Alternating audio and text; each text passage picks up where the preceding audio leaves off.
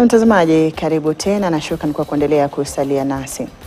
Mbunge wa Eldas Adan Keynan ametoa wito kwa serikali kuongeza mipango ya kukabiliana na ukame ili kulinda maisha katika eneo la kaskazini mashariki. Akizungumza wakati wa ugawaji wa chakula cha msaada kwa mamia ya wakazi walioathiriwa na ukame huko Eldas, Keynan alibainisha kuwa hali ya ukame ya muda mrefu imeathiri pakubwa familia, akihimiza serikali ya kitaifa kuendeleza hatua zake kuingilia ili kunusuru jamii zilizoathirika.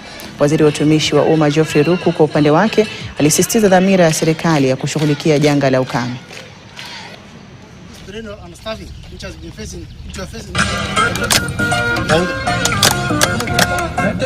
Na furaha kwa sababu ile chakula ililetwa hapa ni kwa sababu ya huruma yako, ni kwa sababu ya bidii yako, ni kwa sababu ya ofisi yako. Na mimi nataka niwaambie wale watahusika, chakula ambayo tumeletewa na serikali bana commissioner, hatutaki, tunataka ifike kwa wale maskini ambao wanahitajika kusaidika. Kutakuwa na Mkenya yeyote ambaye atapoteza maisha yake juu ya kukosa chakula. Serikali imetoa pesa mingi kutoka Disemba mpaka mwezi huu ya pili.